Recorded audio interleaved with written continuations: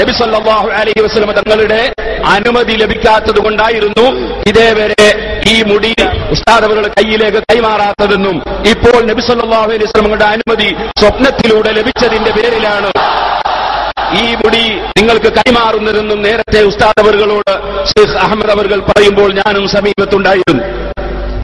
ഏത് ഉസ്താദ് ഉറക്കിൽ വന്ന് പറഞ്ഞാലും, ഉസ്താദിന്റെ ഉസ്താദ് വന്ന് പറഞ്ഞാലും, ഏത് വലിയന്റെ കോലത്തിൽ വന്ന് പറഞ്ഞാലും, ഒരു മനുഷ്യന്റെ കോലത്തിൽ വന്ന് പറഞ്ഞാലും സ്വീകരിക്കാൻ വകുപ്പില്ല.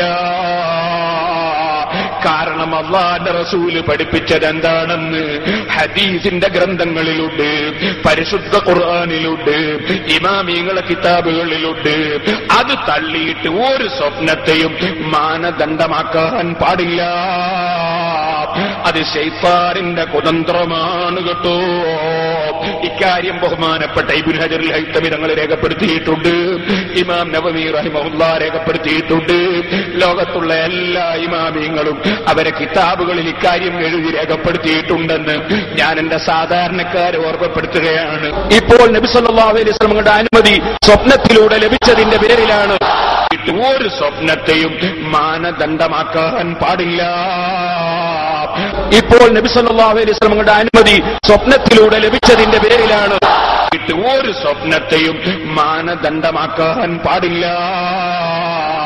ഇപ്പോൾ നബി സല്ലല്ലാഹു അലൈഹി വസല്ലമയുടെ അനുമതി സ്വപ്നത്തിലൂടെ ലഭിച്ചതിന്റെ പേരിലാണ് ഈ മുടി നിങ്ങൾക്ക് കൈമാറുന്നതെന്നും നേരത്തെ ഉസ്താദ് അവர்களോട് ഷെയ്ഖ് അഹമ്മദ് അവർ പറയുമ്പോൾ ഞാനും സമീപത്തുണ്ടായിരുന്നു. അത് ശൈത്താനിന്റെ കുതന്ത്രമാണ് കേട്ടോ. ഇനി ഞാനെന്താ പറഞ്ഞത് അത് നിങ്ങൾക്ക് കേൾപ്പിക്കാം. ചിലപ്പോ പിഴച്ചുപോയ ഷെയ്ഖിന്റെ കോലത്തിൽ വലിയ ഷെയ്ഖായിട്ട് വരുന്നു, ചിലപ്പോൾ ശറഇനെതിരായ കാര്യത്തിൽ നീ പൂണ്ടുപിടിക്കുകയും നീ അല്ലാഹുവിന്റെ അലിമീങ്ങളെ കുറ്റം പറയുകയും തങ്ങന്മാരെ നിസ്സാരപ്പെടുത്തുകയും അല്ലാഹു ബഹുമാനിച്ചതിനെ നിസ്സാരപ്പെടുത്തുകയും ഒക്കെ ചെയ്താൽ ചിലപ്പോ നിന്നെ ശൈത്താൻ പറ്റിക്കാൻ വേണ്ടി നിന്റെ സ്വന്തം ഉസ്താദിന്റെ കോലത്തിലും വന്നുകൂടുന്നില്ല, ഉസ്താദിന്റെ കോലത്തിലും വന്നുകൂടുന്നില്ല. നീ മനസ്സിലാക്കണം, ശൈത്താൻ പല കോലത്തിലും വരും. അതുകൊണ്ടാണ് പണ്ഡിതന്മാര് രേഖപ്പെടുത്തി വെച്ചത് അല്ലാഹുവിന്റെ ദീനിന്റെ ഇൽമ് അത് ഖുർആനിലുള്ളതാണ്, ഹദീസിൽ ഉള്ളതാണ്. അത് സമഗ്രമായി പഠിച്ച ഇമാമിങ്ങൾ അവരെ കിതാബുകളിൽ അത് എഴുതി വെച്ചിട്ടുണ്ട്. ആ ഇമാമിങ്ങളുടെ കിതാബ് ഏറ്റവും നന്നായി മനസ്സിലാക്കിയത് നമ്മളെ മുൻഗാമികളായ ആലിമീങ്ങളും മഹാന്മാരുമാണ്. അവര് പഠിപ്പിച്ചതിനെതിരെ, അവര് പഠിപ്പിച്ച ആശയങ്ങൾക്കെതിരെ നീ ഏത് ആശയത്തിൽ നീങ്ങുന്നുണ്ടെങ്കിലും അതിനനുകൂലമായി ഏത് ഉസ്താദ് ഉറക്കിൽ വന്ന് പറഞ്ഞാലും, ഉസ്താദിന്റെ ഉസ്താദ് വന്ന് പറഞ്ഞാലും, ഏത് വലിയന്റെ കോലത്തിൽ വന്ന് പറഞ്ഞാലും, ഒരു മനുഷ്യന്റെ കോലത്തിൽ വന്ന് പറഞ്ഞാലും സ്വീകരിക്കാൻ വകുപ്പില്ല. കാരണം അല്ലാഹുവിന്റെ റസൂല് പഠിപ്പിച്ചത് എന്താണെന്ന് ഹദീസിന്റെ ഗ്രന്ഥങ്ങളിലുണ്ട്, പരിശുദ്ധ ഖുർആനിലുണ്ട്, ഇമാമികളുടെ കിതാബുകളിലുണ്ട്. അത് തള്ളിയിട്ട് ഒരു സ്വപ്നത്തെയും മാനദണ്ഡമാക്കാൻ പാടില്ല. അത് ശൈത്താനിന്റെ കുതന്ത്രമാണ് കേട്ടോ.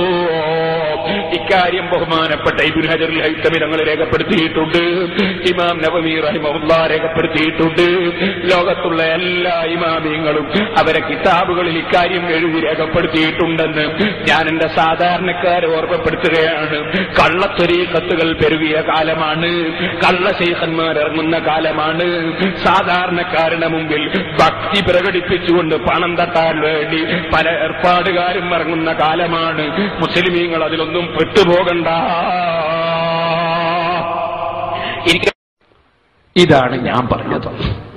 ഞാൻ ചോദിക്കട്ടെ, അല്ലാഹുവിൽ വിശ്വാസമുണ്ടെങ്കിൽ, ആഖിറത്തിൽ വിശ്വാസമുണ്ടെങ്കിൽ, പടച്ച റബ്ബിന്റെ അടുക്കൽ ഒരു കോടതിയുണ്ടെന്ന് വിശ്വാസമുണ്ടെങ്കിൽ, അലൈസല്ലാഹു ബിഅഹ്കമിൽ ഹാകിമീൻ, അലൈസല്ലാഹു ബിഅഹ്കമിൽ ഹാകിമീൻ, അല്ലാഹു തആല വിധികർത്താക്കളിൽ ഏറ്റവും വലിയ വിധികർത്താവല്ലയോ എന്നല്ലാഹു ചോദിച്ചതിൽ വിശ്വാസമുണ്ടെങ്കിൽ SASSFന്റെ പരിപാടിയിൽ പോയി ഇരുന്ന് എന്റെ CD കട്ടിട്ട് യഥാർത്ഥ അർത്ഥത്തിനെതിരെ ഒരു സ്വപ്നവും മാനദണ്ഡമാക്കിക്കൂടെന്നും അതുപോലെ ഉസ്താദിനെ തന്നെ കണ്ട ശൈത്താനാണെന്നും വരുത്തി തീർക്കാൻ എന്റെ പ്രസംഗം കട്ടുകൽപ്പിച്ച SKSSFന്റെ നേതാക്കൾ, അവരെ പിന്തുടർന്ന സാധാരണക്കാരായ ആഖിറത്തിൽ വിശ്വസിക്കുന്ന ഈമാനുള്ള ചെറുപ്പക്കാരെ,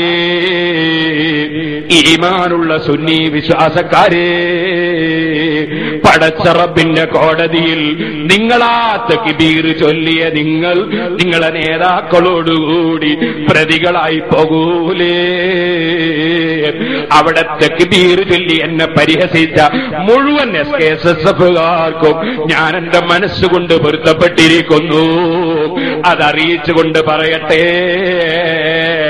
ഓ ചെറുപ്പക്കാരെ, സുന്നത്ത് ജമാഅത്ത് വിശ്വസിക്കുന്ന മുസ്ലിമീങ്ങളെ, ഇത്തരത്തിൽ നിങ്ങളെ വഞ്ചിക്കുന്ന ഒരു സംഘടനയിൽ നിങ്ങൾ മെമ്പർഷിപ്പ് എടുത്ത് നിങ്ങൾ ആഖിറത്തിൽ നരകം കൊള്ളരുത് കേട്ടോ. ഈ നേതാക്കളെ നിങ്ങൾ വിശ്വസിച്ച് നിങ്ങൾ ആഖിറം നഷ്ടപ്പെടുത്തരുത് കേട്ടോ.